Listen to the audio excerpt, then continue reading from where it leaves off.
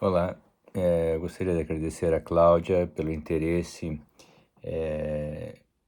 e por ter me convidado para falar sobre um assunto que muito me agrada, que é, ou que são as deformidades da criança durante o desenvolvimento. Então, uma das mais frequentes que ocorre, e o que chamou a atenção dela, foi a escoliose. Então, o que é a escoliose? Escoliose é uma doença do desenvolvimento, algumas vezes intraútero, pode haver uma malformação ou mesmo um mau posicionamento do feto que pode facilitar a ocorrência dessa deformidade. Quanto aos tipos de escoliose, então, essas que ocorrem intraútero pode ser uma escoliose de etiologia congênita, que ocorre geralmente ao redor da 6ª semana de vida intraútero, e algumas outras do desenvolvimento, como a escoliose idiopática, que pode ser dividida hoje em 2 tipos. A de início precoce, que já é diagnosticada logo após o nascimento, até eventualmente aos 9 anos de idade. Então, essas podem ter um curso bastante variável. Muitas são resolutivas, felizmente, aproximadamente 80% delas, mas os 20% que pioram muito e necessitam de um tratamento muito precoce, isso quer dizer abaixo dos 2 anos, com trocas gessadas, inclusive sob anestesia no início, podendo até evoluir com a cura. Mas o que mais chama a atenção, geralmente, no caso, são aqueles pré-adolescentes e adolescentes que desenvolvem uma forma de escoliose chamada de escoliose idiopática do adolescente. Não é que ela não tenha causa, e sim que ela é uma doença multifatorial. São adolescentes longilíneos, mais magro, com IMC mais baixo, e que durante o estirão do crescimento passam a desenvolver uma deformidade, que é uma deformidade angular lateral, mas acompanhada de um componente rotacional. Então, ela é uma deformidade em 3 dimensões. Então, ela na verdade não é idiopática.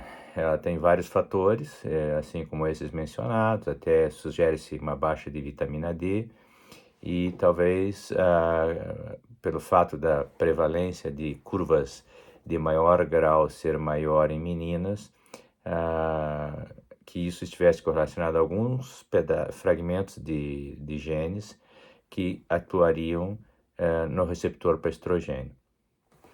Então, mas primeiro, qual é a frequência que com isso aparece? Então, curvas de 10 graus, ela é bastante frequente, acontece em 6% da população, e muitas delas nem são diagnosticadas.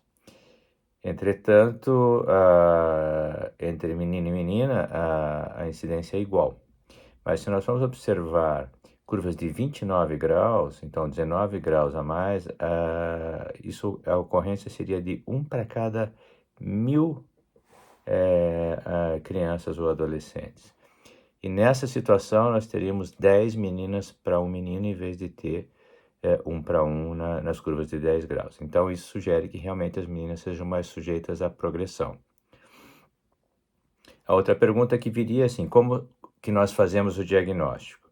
O diagnóstico é feito principalmente na suspeita do exame físico.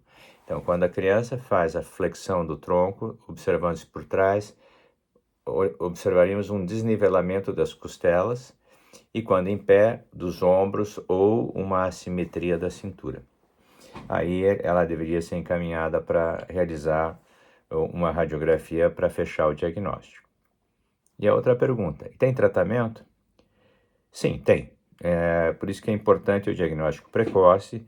Então, quando começa a chegar próximo dos 9 anos, esses pré-adolescentes devem ser avaliados semestralmente com relação à coluna e ver se algum desses sinais aparecem para que possa ser encaminhado ao ortopedista para uma investigação mais profunda. E qual o tratamento? Então, curvas abaixo de 20 graus, elas são observadas e reavaliadas no período de 4 a 6 meses.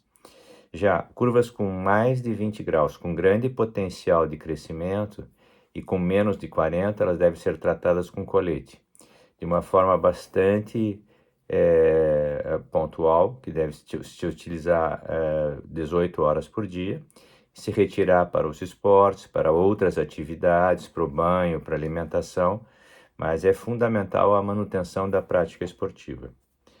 E o resultado? Bom, com o tratamento adequado, quer dizer, a aderência ao tratamento, habitualmente nós evitamos a cirurgia de 3 em cada 4 pacientes. Se eu tiver um paciente com uma curva de 29 graus, a probabilidade dele precisar de uma cirurgia sem tratamento é de 68%. E quando tratado adequadamente, a gente reduz a necessidade de cirurgia em 3 em cada 4 adolescentes. E o tratamento tem um início, meio e fim. O tratamento encerra naquele momento em que o crescimento termina. Então, o colete deve ser retirado e esses adolescentes devem ser acompanhados por um período para ver como é que essa curva vai se comportar sem o uso do colete, porque pode, em alguns deles, ocorrer a piora do desvio e necessidade de alguma outra forma de tratamento. A outra questão, e se o diagnóstico é realizado tardiamente, o que fazer? Bom, as curvas torácicas acima de 50 graus e as lombares acima de 40, independente do crescimento, elas continuarão piorando durante toda a vida. Então, nesses adolescentes ou eventualmente adultos, o tratamento cirúrgico se impõe. Seria a fixação da coluna, correção da deformidade e a realização da artrodese, que é a estabilização definitiva, utilizando-se hastes, parafusos e enxerto ósseo, para que não haja uma deterioração dessa curva ao longo dos anos, e assim prejudicando a saúde desses ex-adolescentes como adultos, porque na lombar propiciaria um processo degenerativo abaixo da deformidade, e nas curvas torácicas, quando o grau é muito alto, teria um impacto negativo na função pulmonar. A outra questão é se existe alguma perda de mobilidade após a realização dessa fixação cirúrgica da coluna. Com certeza sim. Na coluna torácica o impacto é muito pequeno. Então a mobilidade para a grande maior parte das atividades não causa nenhum problema. Entretanto, à medida que vai se descendo para a terceira lombar ou para a quarta lombar, existe alguma perda na mobilidade. Mas, assim mesmo, é melhor ter uma coluna com um alinhamento apropriado do que ela inclinada, porque o processo de degeneração e o prejuízo que ocasionaria esse desvio na lombar será muito maior do que ter uma coluna com um pouco menos de mobilidade. A maior parte desses adolescentes conseguem retornar à prática esportiva, obviamente não aos esportes de contato físico, mas a maior parte das atividades do dia a dia eles conseguem fazer sem qualquer restrição.